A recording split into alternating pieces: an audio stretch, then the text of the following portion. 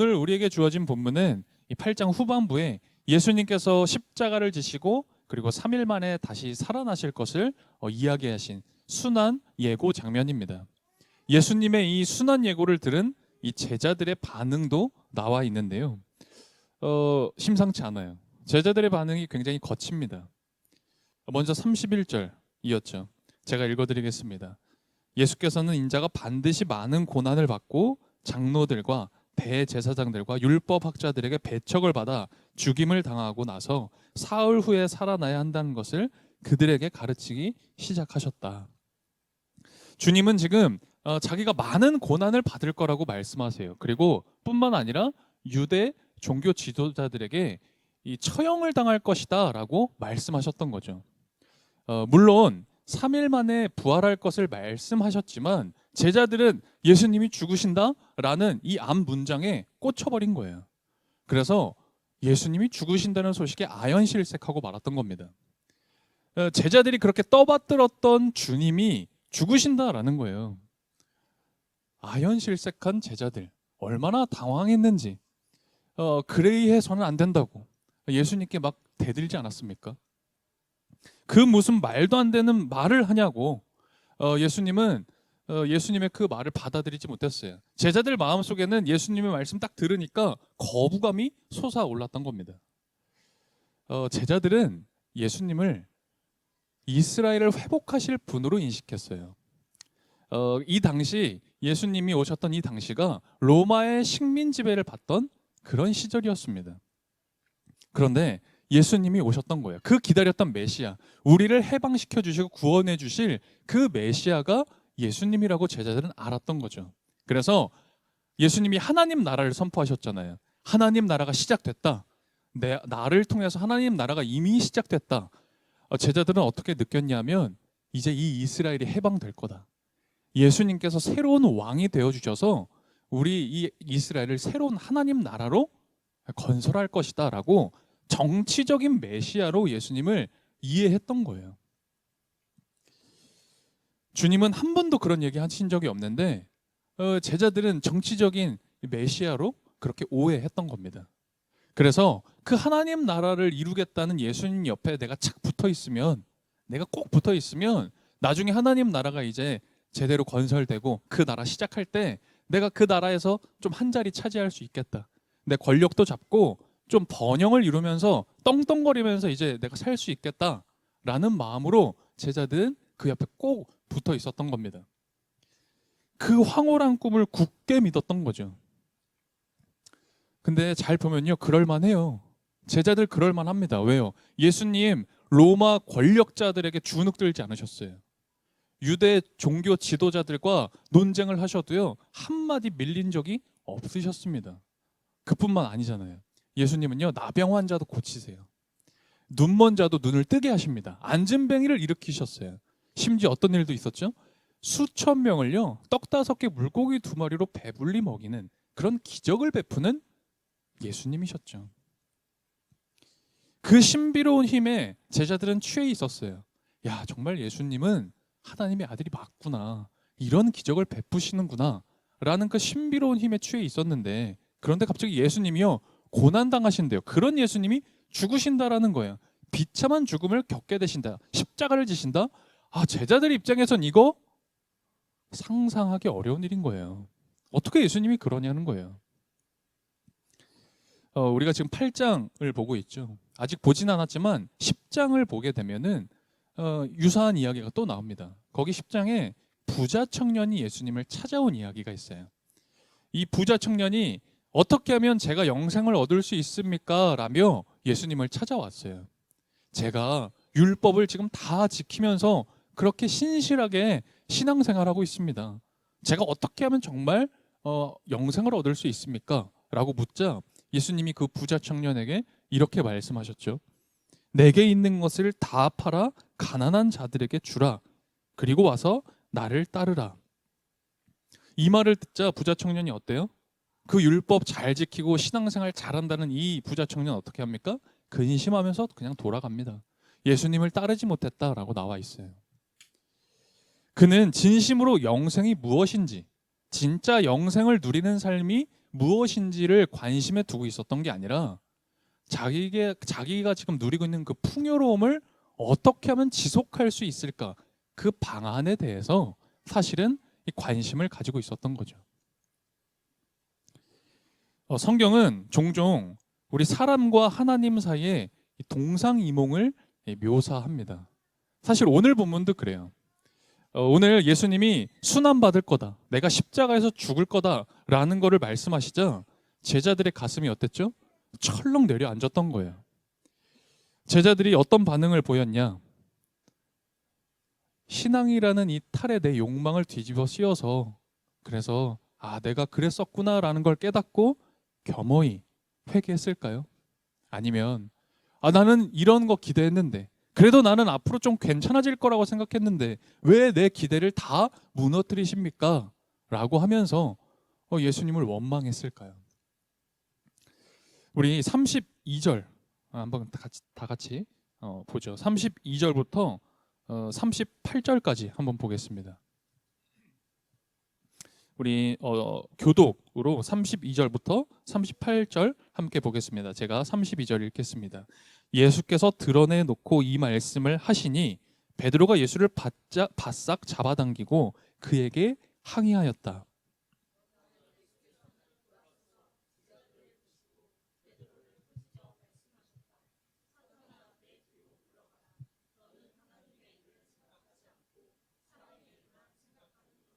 그리고 예수께서 제자들과 함께 무리를 불러놓고 그들에게 말씀하셨다. 나를 따라오려고 하는 사람은 자기를 부인하고 자기 십자가를 지고 나를 따라오너라.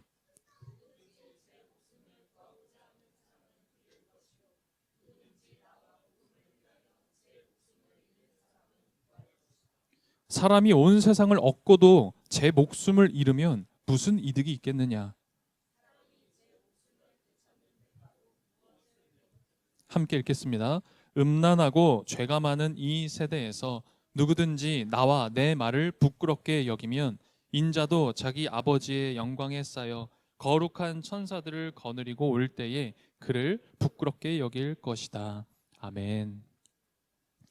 여러분, 오늘 본문에서 사실 우리는요, 이 베드로의 이 마음에 우리 감정이 이입이 됩니다. 그렇잖아요. 베드로가요, 얼마나 열심히 예수님을 따릅니까? 여러분, 배와 그물을 다 버려두고 모든 것을 버리고 베드로는 정말 열심을 다해서 예수님을 따른 거예요. 그런데 그런 나의 예수님이 고난받고 죽으신다니, 나는 이제 죽을 거다 말씀하시니까 베드로는 어땠어요? 이렇게 무책임한 게 어딨냐는 거예요. 우리는 어쩌냐라는 거예요. 이게 기쁜 소식이 아니라 이건 어떤 것보다 나쁜 소식이라는 거죠. 어떻게 그럴 수 있냐라는 거예요. 베드로가 이렇게 혈기를 부리는 걸 보면 우리 마음이 감정이 이입됩니다. 어쩌면 우리 마음속 깊은 곳에는 이 베드로를 응원하고 있을지도 모르겠어요. 오늘 베드로가 예수님을 바싹 자기 앞으로 잡아당겼다고 하죠. 그게 뭐예요? 멱살 잡은 거예요. 따져 물은 겁니다. 예수님 멱살 잡고 어떻게 그럴 수 있느냐고, 왜 죽냐고 따져 물었던 겁니다. 그야말로 하극상이죠. 자신의 스승, 자기가 모든 것을 버리고 따랐던 그 스승 예수를 멱살을 잡은 건 하극상이었던 거예요. 여러분, 그 정도로 베드로는 당황한 겁니다. 그리고 그 정도로 베드로는 분노했던 거죠. 어쨌든 이 베드로의 문제 제기는 정당한 면이 있어 보여요. 왜냐? 우리는 그토록 지금까지 고난받아 왔는데, 로마의 식민 지배를 살던 그런 노예처럼 살던 사람들이었다고요. 지금뿐만 아니라 이전에는 페르시아였어요. 이전에는 바벨론이었다고요. 나라를 잃고 산 지 몇 년이 된지 모르겠습니다. 수십 년, 수백 년째 그렇게 고난받으면서 살아왔는데, 예수님 누구보다 우리의 삶 알지 않냐고, 우리가 어떻게 살아왔는지, 지금 어떤 생활하고 있는지 뻔히 아시면서, 그런데 이렇게 고통스럽게 사는 우리들을 보고 앞으로 나아질 거야가 아니라 앞으로 더 큰 고통이 올 거야, 앞으로 더 큰 상실을 경험할 거야 라고 이야기하니 이거 베드로 받아들일 수가 없는 거예요. 어떻게 그럴 수 있냐는 거예요. 내가 모든 걸 다 버리고 예수님을 따랐는데 나에게 돌아오는 건 고통이라고, 상실이라고 받아들여지지가 않았던 거죠. 그래서 이런 베드로의 하소연이 정말 일면타당해 보이는 겁니다. 여러분, 솔직히 우리가요, 제가 그래도 목회자이지만 솔직히 여러분과 저 인간적으로, 우리 인간적인 생각으로요, 하나님의 뜻을 가끔 이렇게 깨달을 때, 하나님의 이 말씀을 들을 때요, 이거 납득되지 않을 때가 있습니다. 솔직하게 하나님의 뜻이라고 이해되지 않는 성경의 말씀들, 교회의 이야기들, 목회자들의 이야기가 있습니다. 우리가 신앙생활 하면요, 그런 요청 받아요. 신앙생활 합리적으로 하는 거 아니라고. 신앙생활은 이 세상의 상식으로 하는 거 아니라는 그런 요청을 받습니다. 그래서 실제로 신앙생활 할 때 이게 내가 제대로 하는 게 맞나? 라고 의구심이 들 때도 있잖아요. 성경은 이야기합니다. 그럼에도 불구하고 사랑하래요. 그럼에도 불구하고 사랑하라는 겁니다. 그럼에도 불구하고 이웃을 사랑해라. 원수까지도 사랑하라는 거예요. 내 이웃이 누구냐? 내가 내 곁에 나의 사랑하는 사람이 이웃이 아니라, 그 사람들은 내 이웃이 아니라 내가 가장 미워하는 그 사람이 내 이웃이라는 거예요. 그럼에도 불구하고 그 이웃을 사랑하라는 거예요. 못하겠습니다. 이거 합리적이지가 않습니다. 내 마음에 납득이 되지 않는 거예요. 그럼에도 불구하고 용서하라는 거예요. 어떻게 합니까? 이게 하나님의 뜻인 건 알겠는데 인간의 생각으로는 이거 납득하기 이렇게 어려워요. 여러분, 우리 이런 이야기들을 어떻게 받아들여야 될까요? 이 이야기를 오늘 제자들의 반응을 봤잖아요.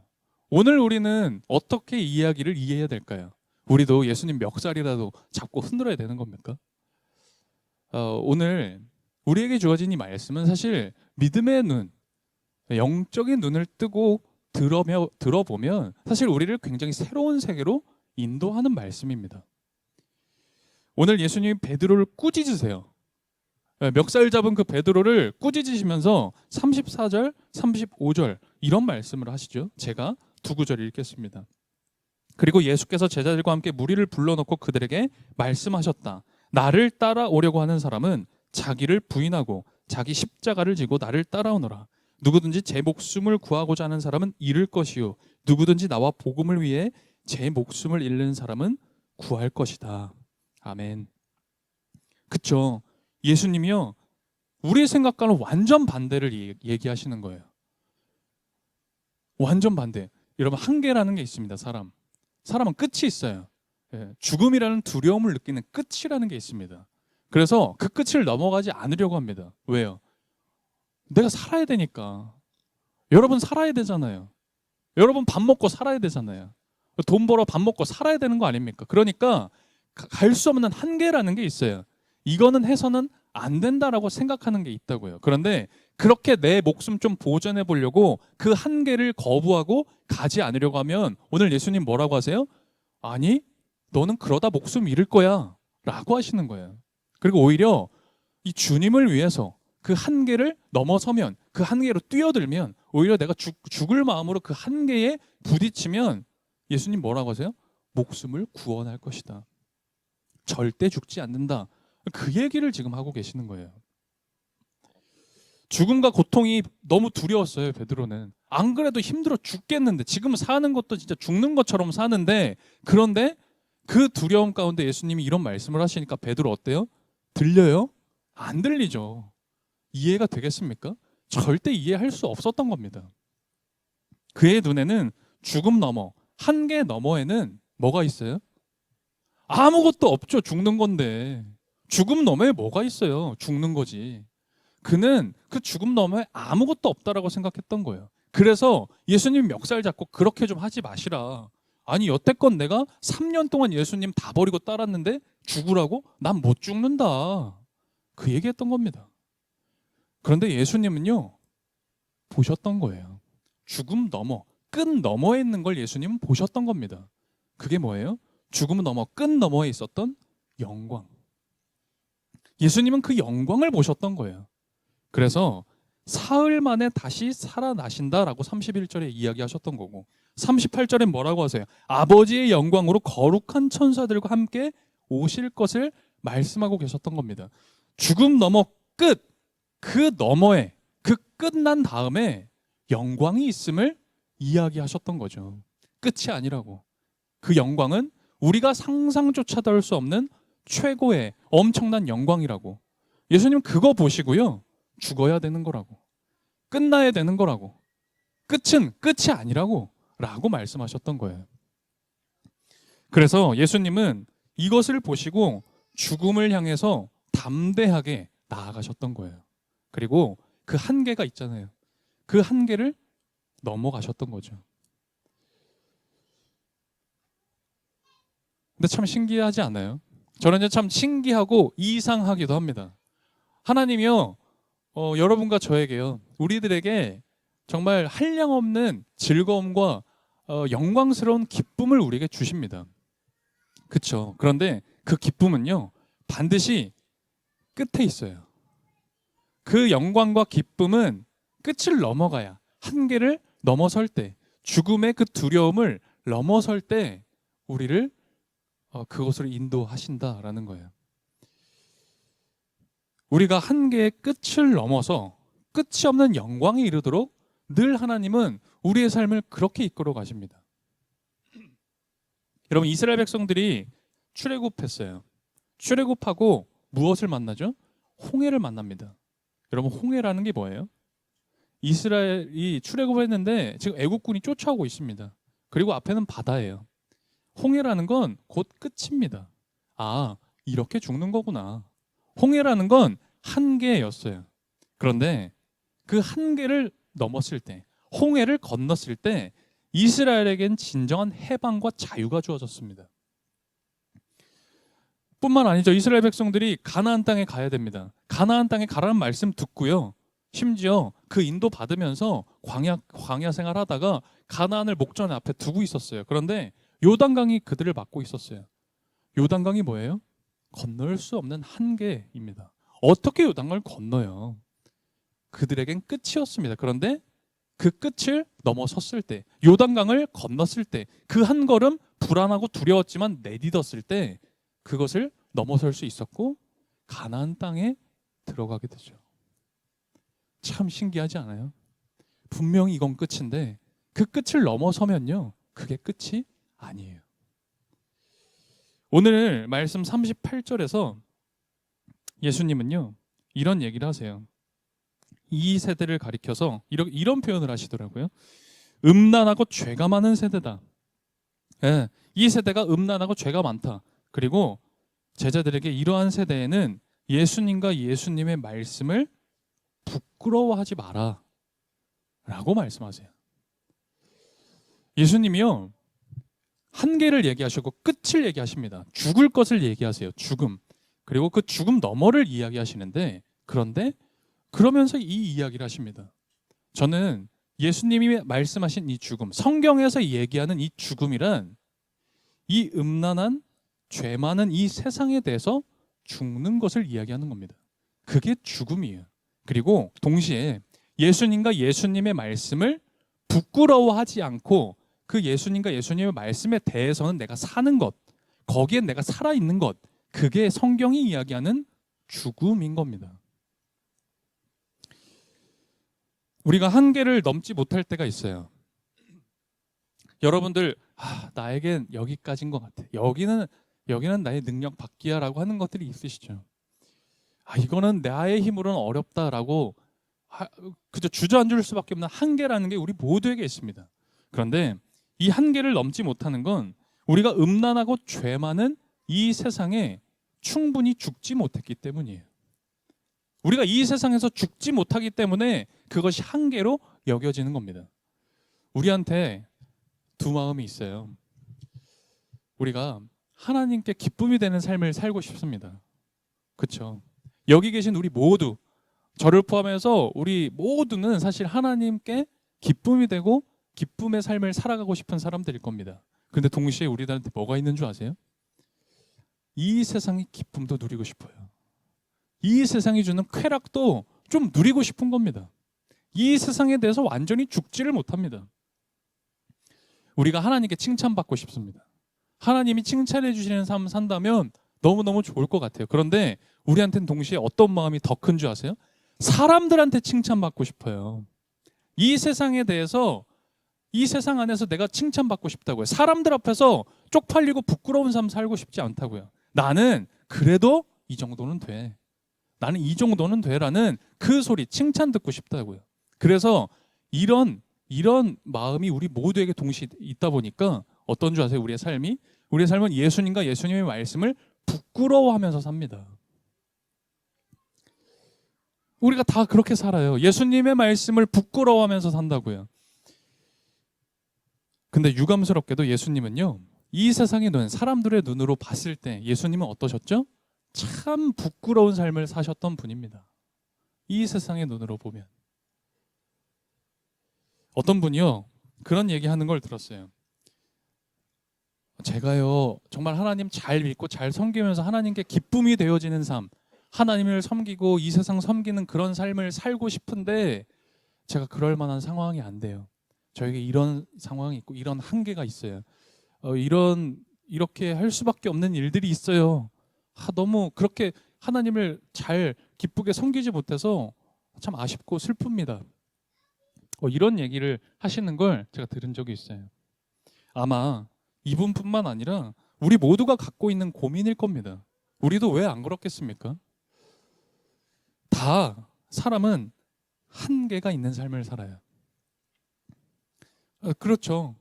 여기 우리 다 한계를 늘 느끼면서 사실 살잖아요. 한계를 알고, 그래서 이 세상엔 한계를 아는 게 중요합니다. 나 자신이 어떤지를 알고요. 그걸 우리는 어떻게 표현하죠? 분수를 알아야 되는 거예요. 이 세상에서는 내 한계를 잘 알고 분수에 맞게 살아야 되는 겁니다. 분수를 모르면요, 손가락질 이렇게 받잖아요. 그게 올바른 처신이고요. 분수에 맞게 사는 게 도리입니다. 그런데 여러분 그거 아세요? 성경에서는 분수에 맞게 살라는 이야기를 하지 않습니다. 오히려 예수님은 전혀 반대의 얘기를 하시죠. 분수에 맞게 살지 말라고요. 예수님이 이런 말씀하세요. 마가복음 말씀에 이런 말씀 나와요. 할 수 있거든이 도대체 무슨 말이냐? 믿는 자에게는 능치 못함이 없다. 할 수 있거든이 도대체 무슨 말도 안 되는 소리냐? 믿는 자에게는 능치 못함이 없다. 심지어 이런 말씀까지 하세요. 너희에게 이르노니 누구든지 이 산더러 바다에 던지우라 하면 그가 말하는 것이 이룰 줄 알고 마음에 의심하지 아니하면 그대로 된대요. 여러분, 산을 바다에 던질 수 있다. 예수님 왜 이런 허황된 얘기를 하실까? 여러분, 예수님은 절대 분수에 맞게 살아라 그런 얘기 한 번도 하신 적 없어요. 너희들 분수에 맞지 않게 살아야 된다 라는 말씀을 하시죠. 여러분, 우리는요, 나를 너무 사랑해요. 아닌 것 같아도요, 자기를 매우 사랑하며 삽니다. 그래서 나를 위해서, 나를 향한 이 사랑으로 얼마나 큰 정성을 들이면서 나의 이 삶에 얼마나 에너지를 소모하면서 사는지 몰라요. 우리가 그런 마음 들 때 있죠. 제가 부족해서, 제가 능력이 없어서, 주님께 헌신하지 못했습니다. 그렇게 생각할 때 있는데요. 근데 정말 능력이 없어서가 아니라, 부족해서가 아니라 내가 가지고 있는 능력, 내가 받은 이 능력을 오직 자기만을 위해서 쓰기 때문에 그래서 부족하다. 그래서 제가 능력이 없다라고 말하는 건 아닐까. 저는 그런 생각 들더라고요. 물리학이에요. 갑자기 물리학. 물리학. 물리학? 아니야? 박사님이신데. 물리학에 저도 잘 몰라요. 물리학에 그런 게 있더라고요. 강력이라는 게 있더라고요. 강력. 우리가 뭐 강력하다라고 할 때 그 말이 똑같더라고요. 강력이라는 이론이 있어요. 그게 뭐냐면 원자의 핵을 구성하는 물질, 그러니까 양성자, 중성자. 아예 몰라요, 저도 사실은. 그냥 말만 들어봤어요. 양성자, 중성자들을 묶어주는 힘이 강력이래요. 근데 이 힘이 진짜 강력하대요. 가공할 만한 힘이어서 이 원자의 그 물질들을 분리할 때 생기는 힘이 진짜 가공해서 엄청난 에너지가 이걸 분리하면 방출된다고 하더라고요. 그래서 원자 폭탄이 그런 원리래요. 아주 작은 그 중성자, 양성자를 분리해내는 그 일이 발생하면 에너지가 방출된대요. 그래서 원자력 발전소도 그런 거고요. 저는 오늘 예수님께서 이런 말씀하셨잖아요. 자기를 부인하고 자기 십자가를 져라 라는 걸 저는 여기에 대입해서 오늘 이렇게 한번 해석해보고 싶어요. 우리의 강력한 자기 사랑의 힘, 나를 사랑하는 그 강력한 힘을 이제 분리시켜서 주님을 위해, 이웃을 위해 방출해라. 그 에너지를 방출해라. 자기를 부인하는 것, 자기 십자가를 지는 게 저는 오늘 그런 의미이지 않을까? 그런 생각이 들더라고요. 물론 그러기 위해선 내가 잘못되는 거 아닐까? 나에게 손해가 있는 게 아닐까? 혹은 내가 부서지는 일들이 벌어지지 않을까 하는 두려움이 찾아옵니다. 우리가 맞닥뜨리는 한계죠. 그 두려움이라는 한계. 그런데 너무나 역설적이에요. 예수님은 그런 두려움을 넘어서야 우리에게 생명의 길이 주어진대요. 그 두려움, 부서질 것 같은, 뭔가 잘못될 것 같은 것을 과감하게 뛰어넘어가는 것, 그게 내 목숨을 잃는 게 아니라, 부서지는 게 아니라 오히려 사는 거다라는 아주 신비로운 말씀을 하시는 거죠. 아주 우리를 새로운 세계로 이끌어 가시는 말씀이에요. 우리가 이것을 믿음으로 극복하고 그 자기 부인, 자기 십자가의 길을 걸어갈 때 우리는 영광을 누릴 것이며, 그리고 진정한 생명을 살아가는, 진정한 생명의 삶을 살아가는 생생한 삶을 살아갈 것이다 말씀하고 계시는 거예요. 그래서 저는 오늘 이 36절, 37절의 말씀이 다르게 다가오더라고요. 한번 같이 읽어볼까요? 36절, 37절 말씀입니다. 한 목소리로 읽어보겠습니다. 사람이 온 세상을 얻고도 제 목숨을 잃으면 무슨 이득이 있겠느냐? 사람이 제 목숨을 되찾는 대가로 무엇을 내놓겠느냐? 여러분, 목숨보다 소중한 거 없잖아요. 여러분 그런 얘기 하세요? 한 번뿐인 인생, 한 번 사는 이 인생, 이런 얘기 합니다. 여러분 한 번밖에 없는 인생이죠. 여러분 근데 왜 죽은 것처럼 사세요? 왜 죽어 있는 것처럼 삽니까? 왜 그런 어리석은 인생 되어서 삽니까? 그러서는 안 되겠죠. 한 번뿐인 인생, 우리 좀 생생하게 살아봐야 되지 않겠습니까? 생명을 만끽하면서 우리 살아봐야 되지 않겠습니까? 여러분, 이 세상은 죽음을 부정합니다. 죽어서는 안 된다고 해요. 수많은 안티에이징 산업들 가운데 우리는 살아갑니다. 수많은 안티에이징, 죽음을 부정하는 그 세상 속에서 소비하면서, 그래서 어떻게 해요? 우리는 나만을 사랑해야 돼. 내가 중요해. 나는 반드시 살아야 돼. 나는 잘 돼야 돼. 라는 그 세상 속에서 우리 허청거리면서 흔들흔들거리면서 삽니다. 죽음의 이 순한 예고, 예수님이 죽으실 거라는 이 예고를 부정했던 제자들처럼 오늘 우리도 죽음을 부정하면서 살죠. 그리고 오히려 그게 아니라고. 시대가 어느 때인데 그런 얘기 하냐고. 말씀도 그거 아니라고. 오히려 주님을 가르치려 드리는 게 오늘 우리의 실상입니다. 저는 우리가 하루를 살아도 좀 참되게 살았으면 좋겠습니다. 단 하루를 살아도 제대로 살았으면 좋겠어요. 생명을 만끽하는 생활 말이에요. 그런데 이건 너무 역설적이에요. 주님을 위해, 복음을 위해, 우리 이웃을 위해 십자가를 질 때 참되게 살 수 있대요. 여러분, 십자가 지는 게 뭐예요? 우리 십자가 지는 게 여러분 뭡니까? 우리 이제 알죠? 소외받고 고통당하는 그 사람들 곁으로 가는 겁니다. 그 사람들 곁으로 가는 게 내 십자가를 지고 나를 부인하는 겁니다. 방관하고 무관심으로 일관할 것인지, 아니면 아파하는 그 세상의 사람들, 고통하는 그 사람들 곁으로 다가갈 것인지, 우리는 오늘 어떤 선택을 해야 할 것인지 오늘 이 본문이 질문하고 있습니다. 이 질문에 답으로, 삶으로 대답할 수 있는 그런 여러분과 저 되었으면 좋겠습니다. 오늘 말씀 기억하며 우리 함께 기도하겠습니다.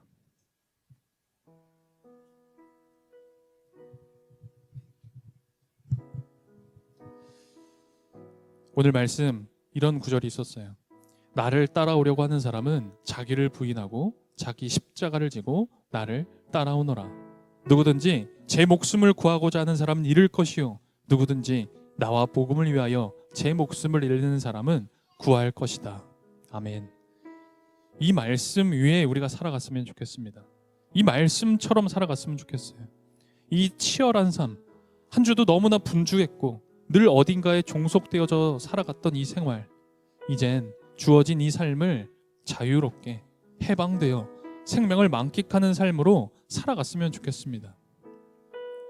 이 시간 우리에게 주실 생명, 구원을 바라며 그것을 믿으며 우리 기도드렸으면 좋겠어요. 이 말씀을 믿고 내 마음 가운데 선포하고 그리고 이끌어 주시길 우리 기도드렸으면 좋겠습니다. 함께 간절히 기도하겠습니다.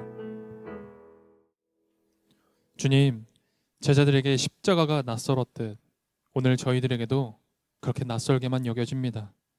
이 세상은 우리에게 자기중심적인 삶을 요구합니다.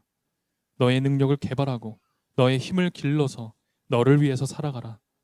이것이 우리가 사는 시대의 구호입니다. 그래서 나의 삶의 중심에 나 대신 하나님을 모셔야 하는 그 자기 부인의 길이 우리들에게 너무나 낯설고 또 너무나 어렵게만 느껴집니다. 주님, 이런 우리를 긍휼히 여겨 주십시오. 하지만 오늘 이 말씀을 통해 다시 고백하며 우리는 믿음으로 나아갑니다. 우리가 나 자신의 뜻을 하나님의 뜻으로 둔갑시키려는 사탄적인 욕망에 끊임없이 저항하면서 주님을 내 삶의 중심에 모시려 발버둥 칠 때 우리의 삶에 참 생명이 피어날 것입니다. 끊임없는 자기 부인의 삶을 살아갈 때 우리를 통해 이웃들이 그 참 생명을 경험하게 될 것입니다. 오늘 주님께서는 자신을 부인하는 십자가의 길이 끝이 아니라 역설적으로 생명을 얻는 길이라고 말씀하십니다. 우리가 이 말씀을 믿고 붙들어 십자가의 길을 걸어가는 생생한 삶을 살아가는 저희들 되게 해주십시오. 오늘 드리는 이 봉헌이 주님께만 영광이 되게 하시고 이것이 쓰이는 곳에 한 영혼 한 양 생명이 살아나는 생명의 역사 허락해 주십시오. 예수 그리스도의 이름으로 기도드립니다. 아멘.